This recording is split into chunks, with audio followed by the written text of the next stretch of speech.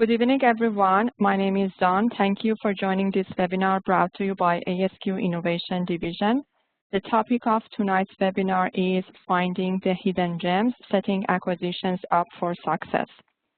Despite the global merger and acquisition market having annual transaction volumes reaching about $3.5 trillion, between 70 to 90% of the M&A deals fail to meet the expected stakeholders' outcomes. The due diligence definition refers to the comprehensive appraisal of a business undertaken by a prospective buyer, especially to establish its assets and liabilities and evaluate its commercial potential. The purpose of due diligence is to set up the acquisition for success.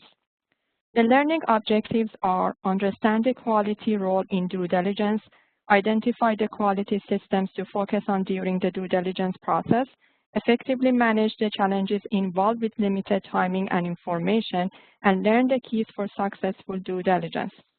Please note that this webinar is being recorded and the recording will be available on ASQ Innovation Division YouTube channel. Also, there will be 10-minute time after the presentation for questions and answers. Please post your questions on the Q&A section of the WebEx tool. Tonight, our speaker is Mr. Alan Ben-Jacob. Alan Ben-Jacob is Quality Director, Acquisition and Divestiture, currently employed in a global medical device division located in Irvine, California.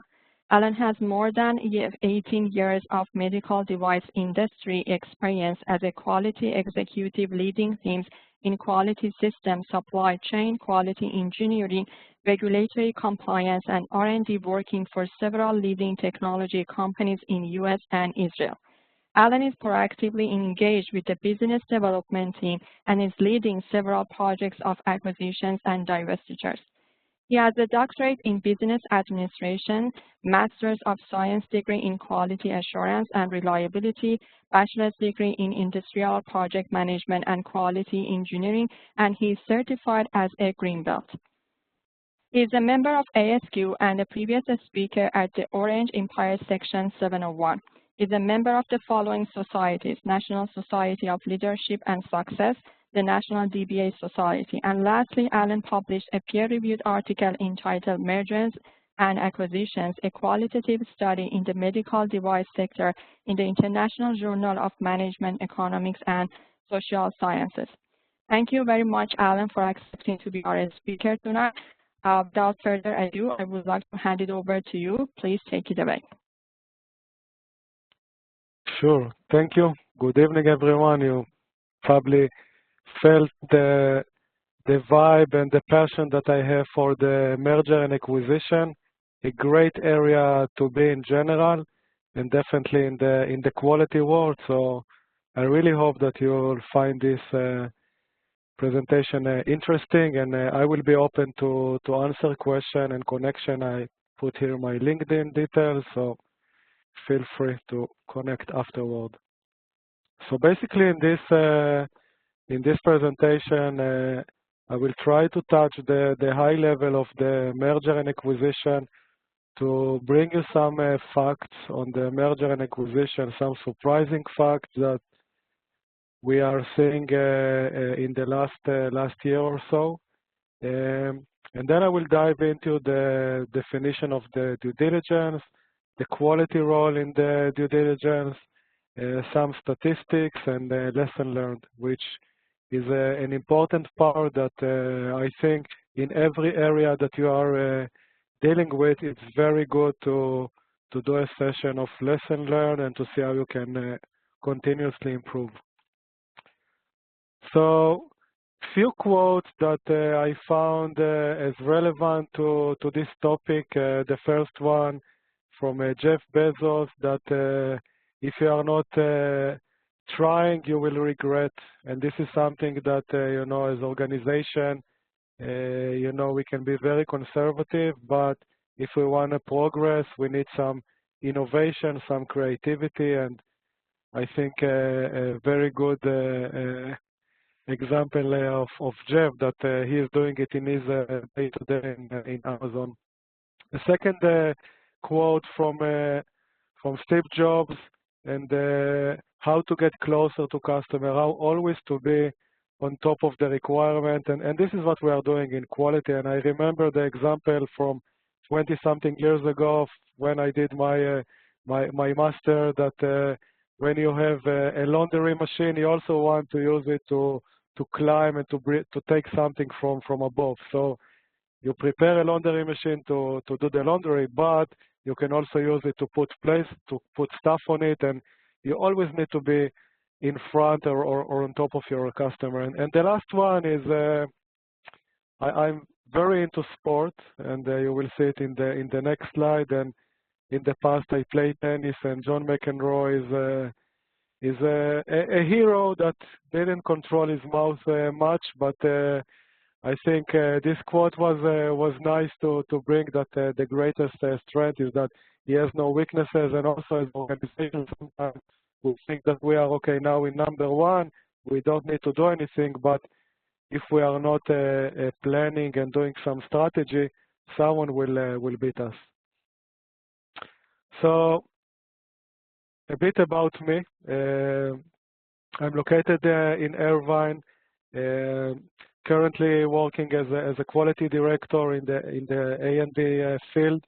I had experience in previous industry, military, automotive, mainly in the medical device. You see here in the picture, we entertain few kids in the house. This keeps us very busy. Specifically in this timing, it's not easy to manage the hybrid school, a new baby,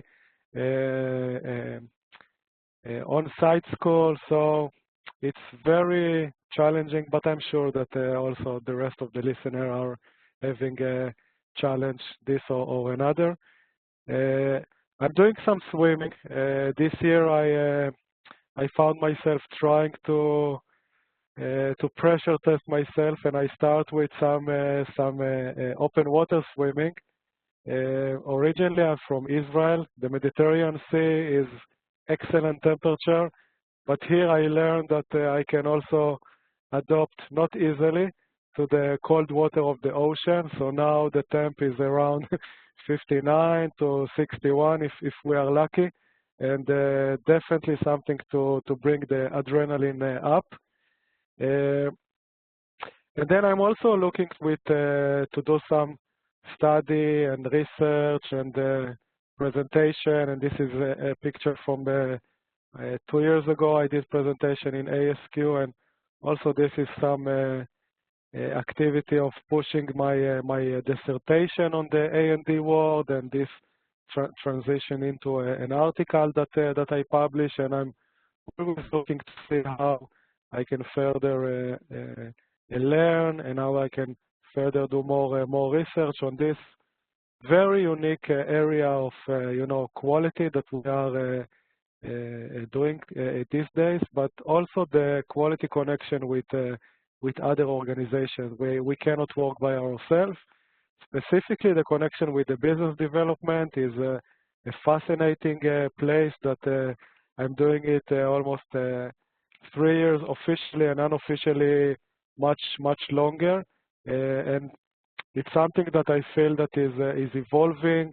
It's not like the typical quality activity. It's quality in the uncertainty of the business area, and it's something that it's interesting me. And beside actually doing it, I'm always looking to see also in the outside, in the research, if we can improve our activities. So vast experience in the quality.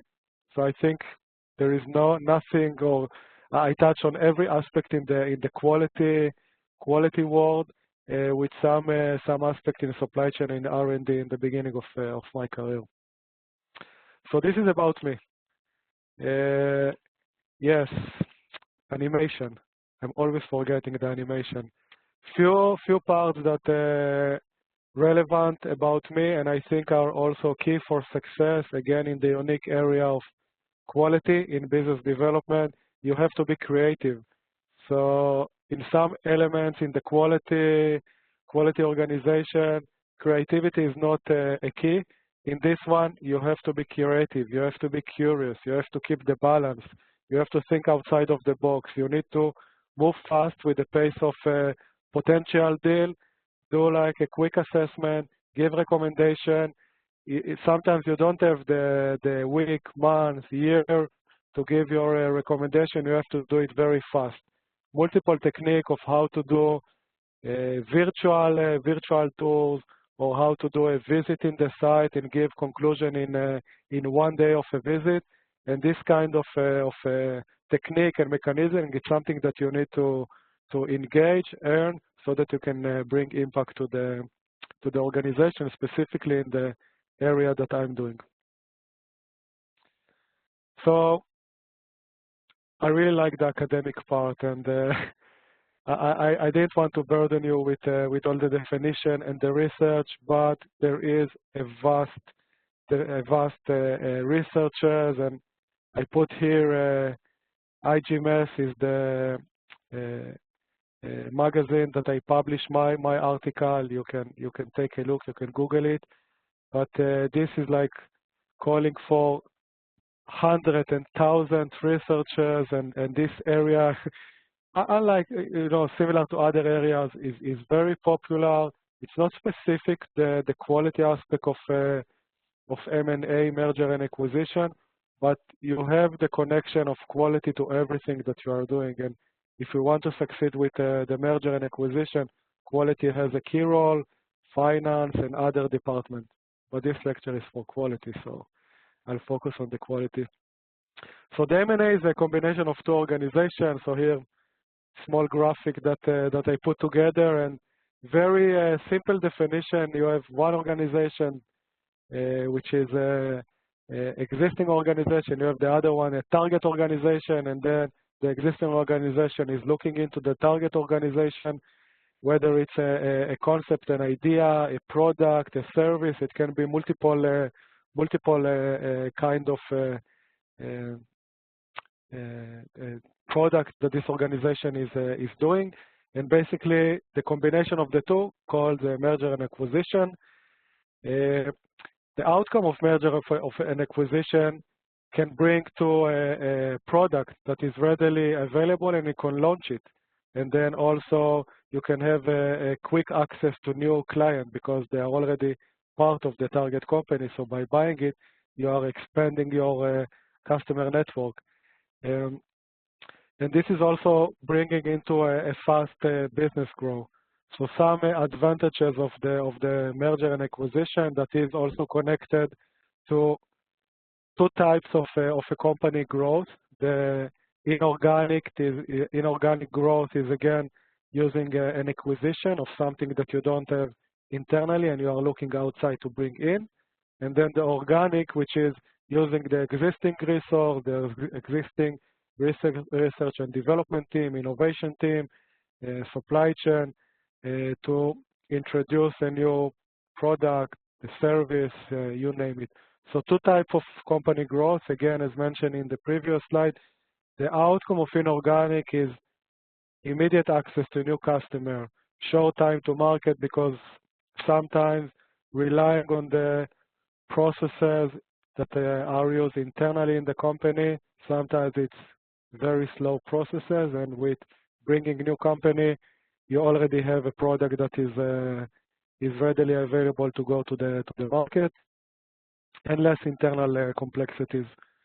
A fact that is very interesting that this year with the pandemic and the global crisis that we had, specifically in US, also year of election, the amount or the volume of the merger and acquisition was very high, and you can see here the trend since 2015 until 2019. I would expect to see a big drop, but this wasn't the case. Multiple explanations to this. Definitely companies that has a robust financial data had benefits in going and acquiring other companies. But again, the trend is increasing even with this year. So this is only the first plus 1 month quarter of this year that was flat as 2019. I don't have the latest graph to share here, but this surpassed the 2019. So The area is very attractive. Leaders are looking to invest more time, effort, improve processes, and a great place to be. So it's always good to be in an area that is growing. Some fact. This is I think this is interesting because this is from last week or a couple of weeks ago, and acquisition, it can also be for the songs of Bob Dylan. So someone from Universal Music, he said, and then he checked. Okay, I want to purchase a songwriting catalog of an artist, and then they looked into the available artists that they have, songs, and then they had to do some kind of assessment, and then they had to choose. And eventually they chose Bob Dylan, and the volume of this deal, I think it was like 300 million, so very interesting, but it shows also the power of doing due diligence, and also that it's in our everyday life. So we are also doing due diligence when we are selecting a partner in life and when we are selecting which book to read. So it's very common. So it's not specifically, for quality or for the business that we are working it. It's in our day-to-day. You don't need to use a checklist to choose a partner, but it's always recommended. A few names that are doing acquisition, and Facebook and Apple and Visa, and just example, very widespread. But there is always a but. Even though it's widely spread, this is from 2016. The numbers are the same in 2020, and unfortunately, will still be the same if we will not, act and try to, continue and proactively check and evaluate this. Almost 70 to 90% of the deals are failing. Failing is that they are not bringing value to stakeholder, to the company. You don't have product launch or service launches. So it's like the overall transaction is failing. Again, enormous potential for company growth. The numbers are in the sky, but on the other side, almost everything is failing. It's a good place to be, but not a good statistic to entertain. Some definition on the due diligence. The due diligence is the first part of the process before everything that is happening before closing a deal, and it starts with the target selection. So the example of Bob Dylan, again, multiple songwriters, and then you want to choose one target to focus and to do some kind of value creation, to put some assumption, to do some tax, finance assessment. These are like the first few steps, and then doing some planning or market that we can penetrate. Again, these three activities are just to say that we have the right target, that we are doing the follow-up.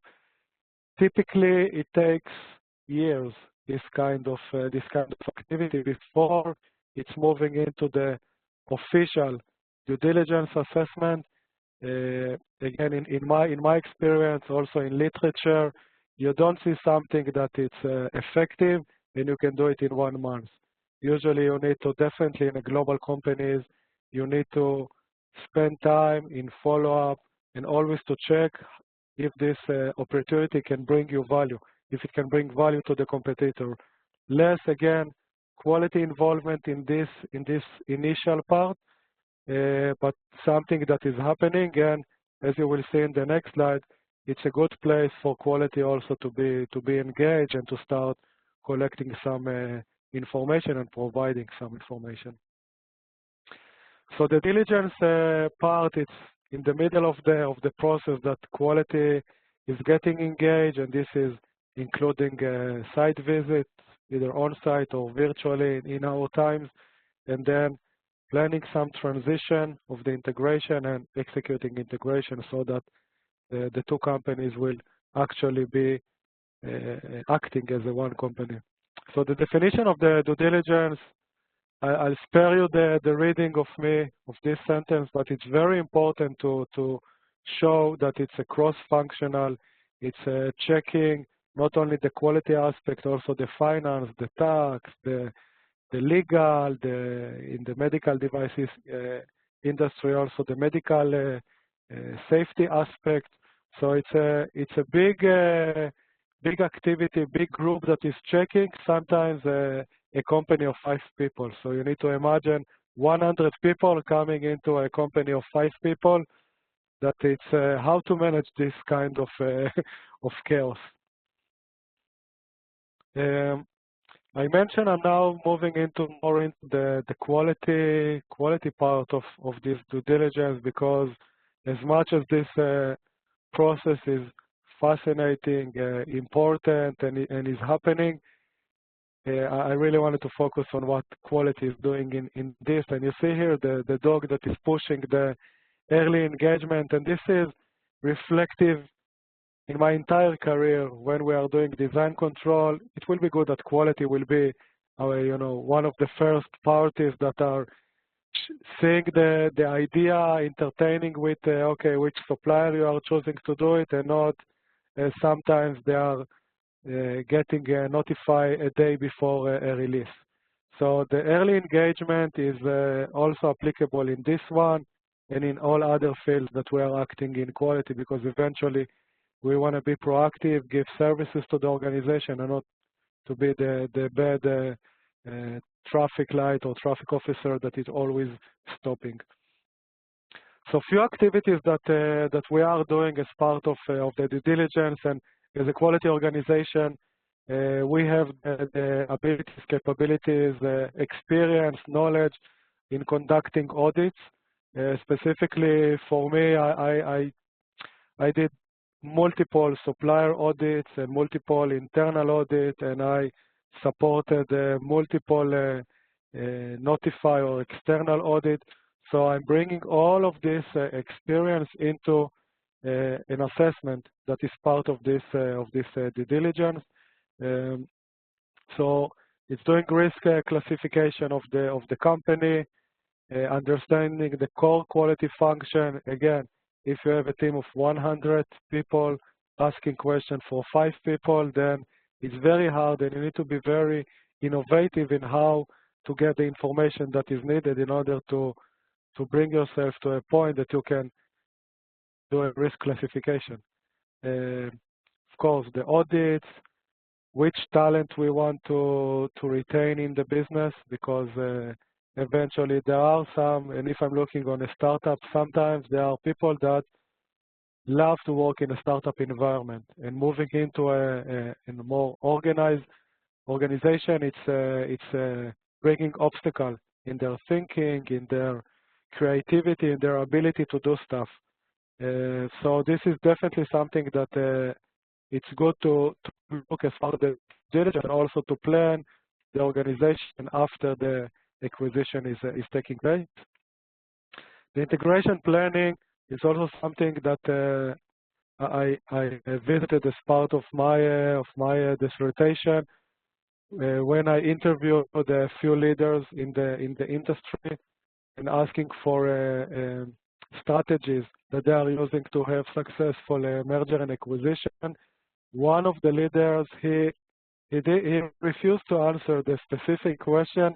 He focused only on the integration, which was a bit surprising, because all the rest really focused on how to do a better due diligence process, how to look into the cultural aspect, how to look into other aspects. But this specific leader, he was very lean and very keen to talk about the integration and how to do a better planning, how to budget, how to put timeline and resource. So in his mind, this element was the key contribution that can dictate if the process of M&A is successful or not. So very interesting. And again, in a 1-day duration that you need to, again, fight for your time of asking questions with all others. It's sometimes you need. Sometimes I think that I need to pray in order to to bring whatever is expected. So the aspect of asking the right question, and I will share in the next slide also some homework that you can do before reaching into this. Sometimes one visit that you have is a technique that you can learn, and it's again something that you can use in other aspects that you are leading. So few phases for effective quality due diligence. And again, this is the part that you can do some homework before. And this timing that we have, in 2020, also the intimacy of going on site and starting to develop and to create some relations with a target company that sometimes they have 5 companies that are looking into buying their company in parallel. So it's like you need to fight for the rating, and you need to be, very accurate and very, you know what to ask. So the way that I'm offering to do it is starting from top down, starting with a general quality system information, and the way to get it is again to try to create this intimacy between the buying company and the target company. And the way to do it is either by this on-site or virtual visit. In my experience, again, if there is one visit with a group of 100 and then only 5 people to interview, then there is always an option to do a second visit and then to bring like a more specific group that you can ask specific question. But this virtual or on-site, it's a must, and it's recommended to do. Definitely to get the first initial information on the quality management system, and to ask question of, again, in the medical device industry, if your site is registered with the FDA site or product, what kind of, if I'm looking outside of US, what kind of a CE mark licenses you have, and which notify body you have, and this kind of information can help you. A company that doesn't have a CE mark and doesn't have past experience with FDA, it's a risk because they don't have any external validation on their QMS. So with like a very quick request for information, a very quick call, you can already start building a portfolio of the company that you are looking. And the fact that a company doesn't have a QMS, it will not block the transition or moving forward with the deal, but it will definitely help to allocate some appropriate budget and resource when you are doing the integration. So starting with a general quality management information request, moving into a specific QMS record. Sometimes it's not needed because, again, if the company doesn't have external validation, it's good enough because it's clear that there is some work to do. And sometimes it's even more effective because you don't need to waste much time in, trying to improve the existing QMS. You're just taking the company quality management system and moving it to the purchasing company. So sometimes there are some pros and cons on this. But in the scenario that the company do have a certificate and demonstrate a robust QMS, they have a leader that knows what he is talking about. Typically in small organization, and again, I'm using the medical device industry, the same quality manager is also doing a regulatory affair. It's in almost every company that that I visited or read. This kind of position are combined. So it's something also to see how you can build cooperation with other departments to ask for specific, again, either QMS records or something that is applicable to the other department. Medical safety, looking into risk management. This activity is a shared activity that quality and medical safety can do together, so no need to either bother the target company or also to duplicate a question with other function. So this is more specific. So doing some deep dive, some design-related information, some evidence to show execution. You will see in the next slide why I'm showing the evidence of execution. We saw that there are some statistics that small companies that are looking either to that someone will buy them or looking into to introduce a product. Sometimes they are omitting the activating of their QMS. So the lack of execution is very common in those kind of companies, and this is something that we are looking. And again, it's not a showstopper, but it's definitely an aspect that will need to be budgeted properly and planned properly as part of the integration. I'm always writing, and I wrote above, and you will see it, the on-site virtual visit. It's very important to build this collaboration, cooperation with the other side, because again, if the transition is continuing, we will all be on the same side. So from a trust perspective, from a cultural change management, it's good to create those good connections. The last portion is to do a second deep dive. We started with the general quality system.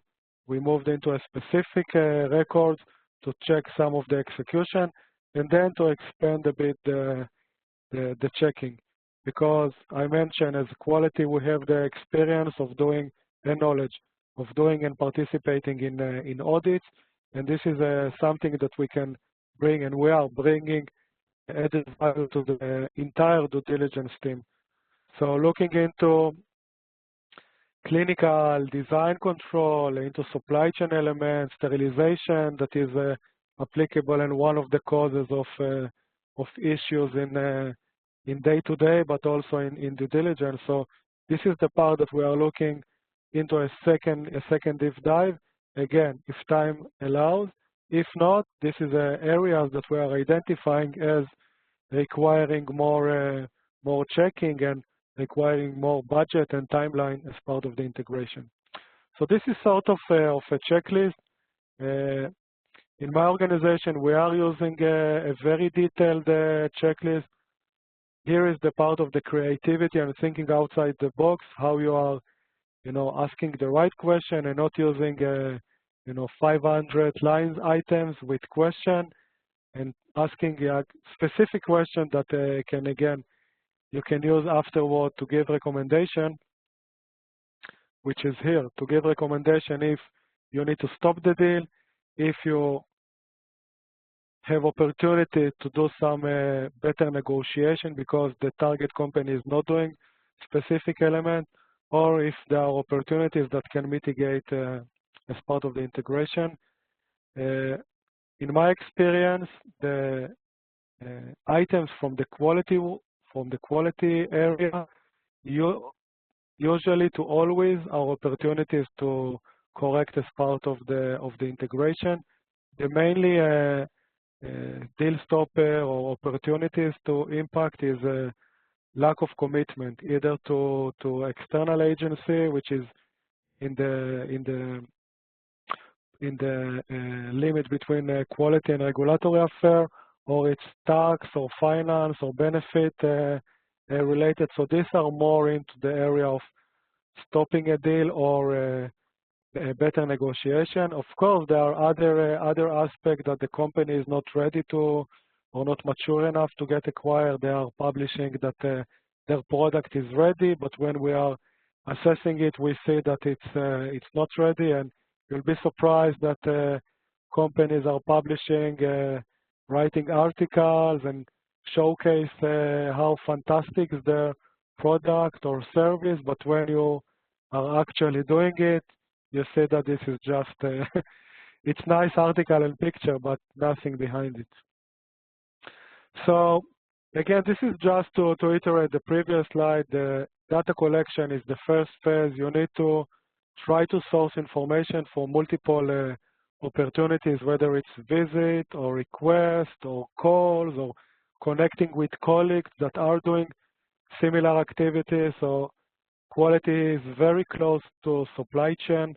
There are also a strong interdependency with regulatory affairs, with R&D, medical safety. So try to connect and to build this, connection with those other departments, so that you can also pull some information. Again, in my experience, a lot of the finding or of the recommendation are pushed into other departments. For example, of sterility assurance.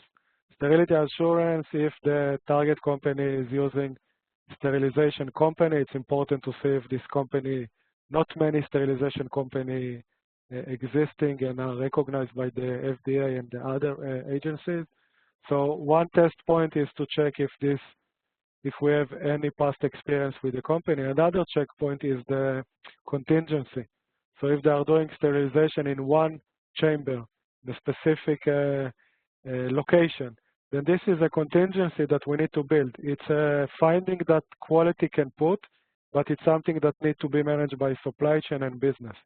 So again, it's using the knowledge, experience, putting the finding, but then I'm okay to bring it to someone else and to have a further continuation with this. So after collecting the data, is doing the review, either by yourself, with a team that you are building from quality around yourself, team of subject matter experts, and with teams outside of the quality, other subject SMEs. And again, this leads to the overall recommendation. Okay, green light, no concern from quality, we can continue. Okay, this concern, you can use it for a better negotiation, or these are the concerns. I think that they are important, but we can mitigate them with ABC. So I mentioned some of the findings. This is very general, without the numbers, just the percentage of the observation. And it's not surprising that the quality and compliance system has the the very big lead of the audit finding that are executed, again, either by external agencies or internally. So small companies that, again, looking to launch product, service, sometimes using a consultant or external companies to support them with the quality. And we see, and I read multiple observation around this. Same for production and process control and facilities and equipment. The second level of analysis to see why I have quality compliance system, why I have production process control facilities, what is causing to this observation. So the first one is a process or procedure that is missing, or it's not fully defined. The second one is that this is the execution element. So small companies, again, their target is different than to fill correctly the paperwork, which we all know that is part of the product. And we see multiple opportunities of this kind of omission, missing supportive documentation, failure to follow, deficient data, good documentation. So all the things that I think majority of us are familiar with audit observation, we see it in a bigger volume or weight with this acquired companies. Again, this is only the percentage, but the numbers are enormous. Okay, from a lesson learned perspective and another quote, and I try to choose people that, without digging more into their biography, they are bringing a successful product. We can argue how effective it is, etc. But in this case, a quote from Elon Musk, and I really like it because we always need to constantly think about what we've done and how we can do it better. And it's something that personally I believe it, and I'm doing it with my teams, and it's something that again not specifically with the A&D. I will always also recommend you to do in any area that you are doing it. So few lessons learned from the activity. So the creation of intimacy. This is also important when you are doing audit, in your internal audit in your organization, or external audit, as a notified body or with a notified body. So the building trust is important. The way to do it is either with this on-site or virtual visit that we are entertaining in this time. So I mentioned it as a must. Multiple ways to communicate today, but I think this part of this visit is important to see it with your eyes.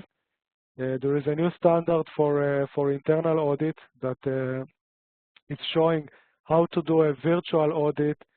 Today you can use FaceTime, you can use Zoom, Teams, all of these tools today, and it's not how to arrange. A business is continuing as usual.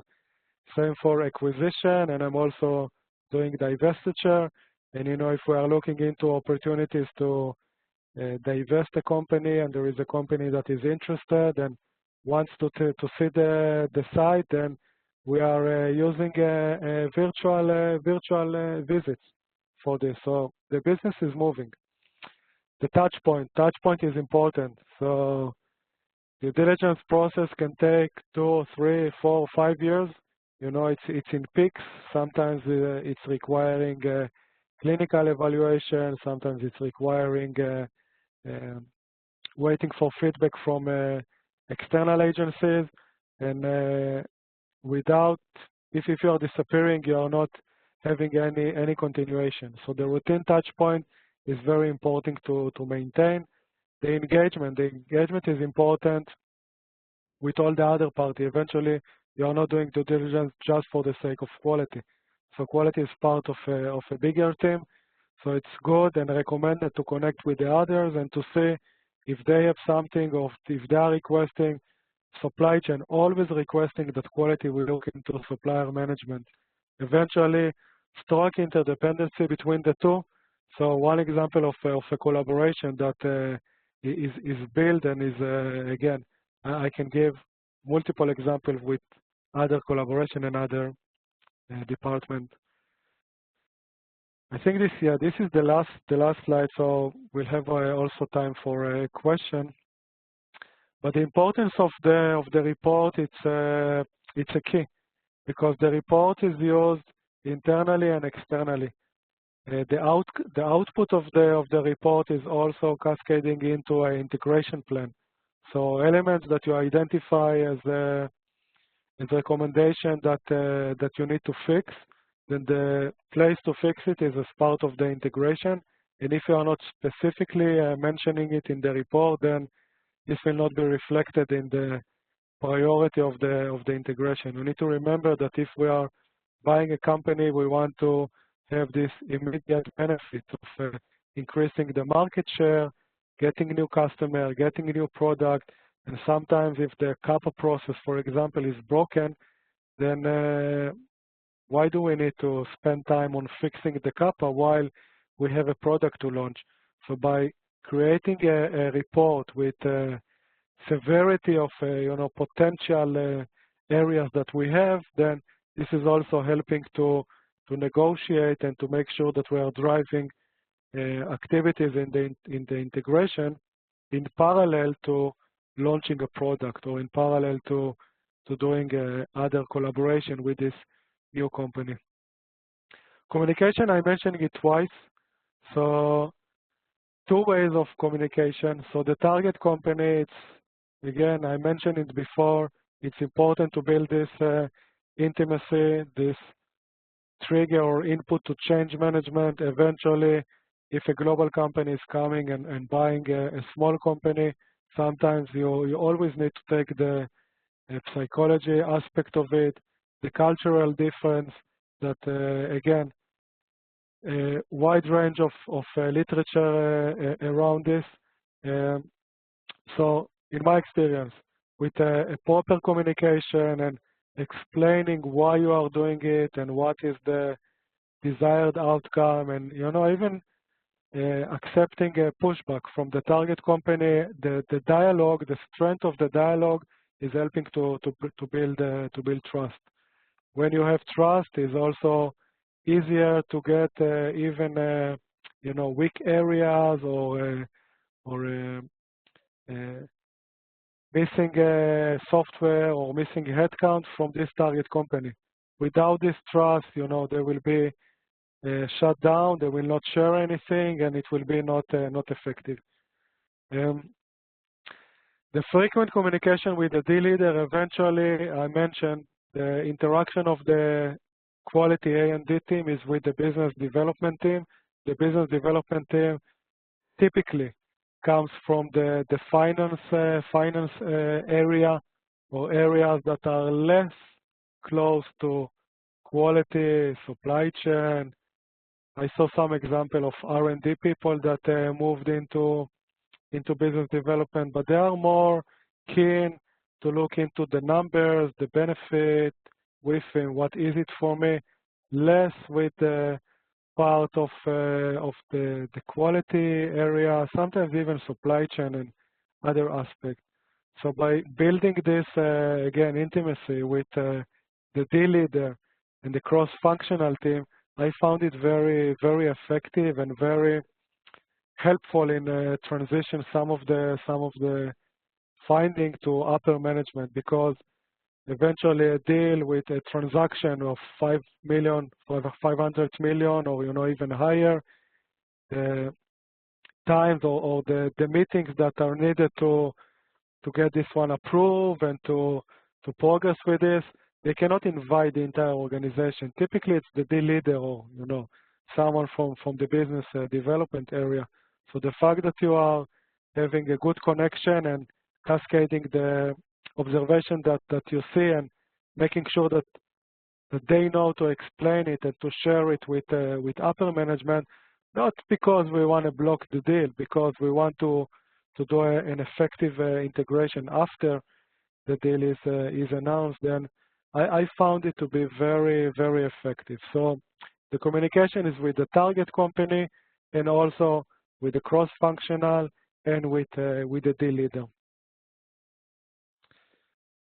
Just a quote again that I like: the single biggest problem with communication is the illusion that it has taken place. So we always have this illusion that everything is clear, and in quality, everyone knows what is CAPA or what is NC, non-conformance, or what is all of the acronym that we are using, and we also develop a procedure with a list of the acronym.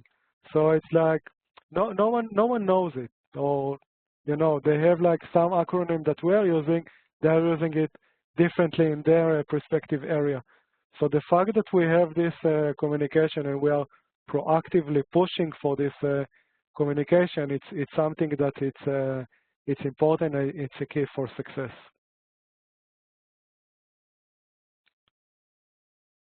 So yeah, this is it. You have here my LinkedIn address, and again, this area is fascinating. Multiple opportunities to read more about it outside of the quality. If you're interested in how culture is impacting transition of merger and acquisition, and the training element and the financial element. So very interesting, again, in quality and also outside of quality. So I'm highly recommending you to take some time now that we have some time off to read more and maybe also engage in this. We surely need help with this to improve the statistic that we see. So thank you. Thank you very much, Alan, for your presentation. The questions started to coming in.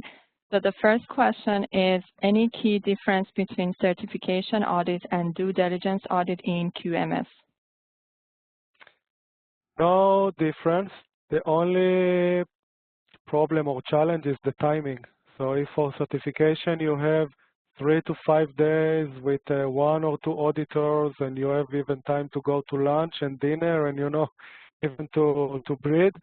With due diligence, sometimes you have only one opportunity. So same scope, but you want to be very creative. The example of external certificate. So in a quick question, either you are doing it in advance of asking the information, or you're asking as part of the visit, or when you are doing production tour, looking to see if there is any certificates hanging on the wall, or if there is a quality policy, then this is helping you to build some kind of concept or some kind of a profile of the company. So just using a technique that we know that exists in a certification audit and doing it in a very condensed manner. Thank you. The next question is, how does the objective of the acquisition affect the quality due diligence approach? For example, if the acquisition objective is to access new clients versus an objective to acquire a new innovative product, would you modify the quality due diligence assessments in any way? So there are few types of due diligence that are specific to the product or service or whatever we are looking at. So some companies are bringing solution for a system or IT. So there is a specific set of question or area that we will look into those companies. But typically, again, the idea is to identify a potential risk that can either impact on the decision of continuing with the deal, or impacting on the negotiation, or it's something that we would look in further after the acquisition and work on the integration as part of, the process of integration is 2 to 3 years. So you have 3 years of taking this new acquired company and bringing it into your company. So again, the idea of due diligence, which is maybe a bit different than the conclusion of an audit, is not to report on the major or minor or those kind of findings. It's mainly to see if we have critical that can impact on moving forward or on negotiation, and then all the rest is just bucketing them and using them to better plan the integration. Thank you. The next question is, in M&A, it seems most deals will have very unique conditions. How have you been able to identify the elements that are consistent among all deals? Well, I hope that I understand the question correctly. Do you want me to repeat the question? No, I heard it, but I'm not sure I fully understand it. But again, it doesn't matter what kind of M&A opportunity we are pursuing. Eventually, as the quality, our goal is to pair support, the others and bring recommendation again from the due diligence if we can either move on with the deal. Or another example that I can give is in the RA area. That the RA field in the medical device, you have the 510K. It depends on the classification of the product, but you also have the opportunity to have letter to files. So the letter to file is managed by the company internally with the idea that FDA trusts the company that they are managing effectively the changes. We had some opportunities of a company that didn't manage this letter to file process. This kind of observation is something that is concerning, because you are not meeting external commitment that can impact your company. Another example is with the finance or with tax implication. So less in the quality area, but definitely it's something that with the experience you are asking or making sure that your counterpart is looking at. Thank you. There are lots of questions, so hopefully we can get them all. The next question is, acquisitions target organizations with high-level value creation assumptions. How is this value defined and measured? This is from the quality perspective or from the business perspective?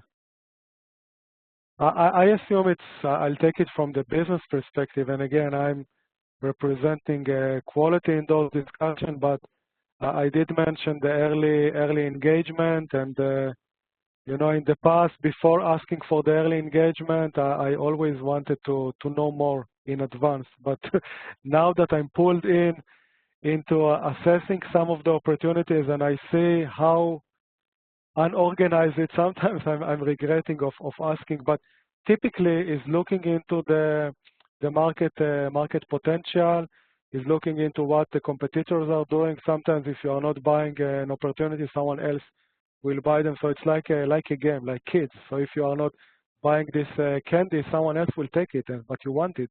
So you are buying it. And I'm metaphoring it to a candy, but you know that behind every decision there is a lot of a thought process. So it's looking into the potential market, looking into the deciding if we want to spend time in doing it internally or using a company that already did it. So it's a list of consideration that leadership are taking and evaluate before deciding if to move into the phase of due diligence.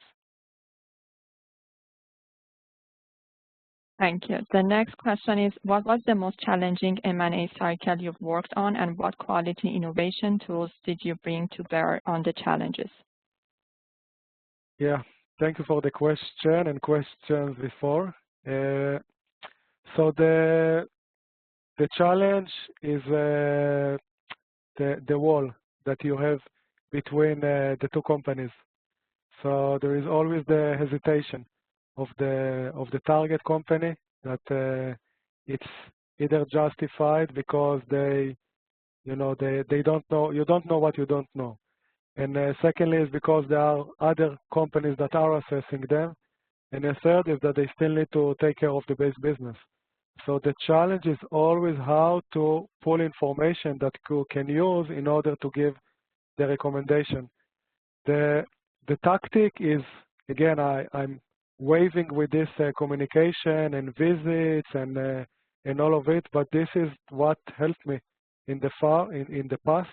And asking for the question and then to follow up, to build a profile of the company and the example of the certificates, it's an easy one.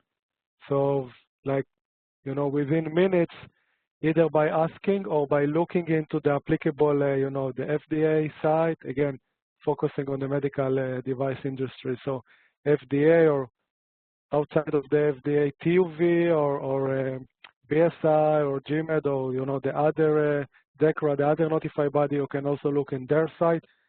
But if you don't have cooperation from the other side, you can definitely look into doing some homework by yourself and then validate with them.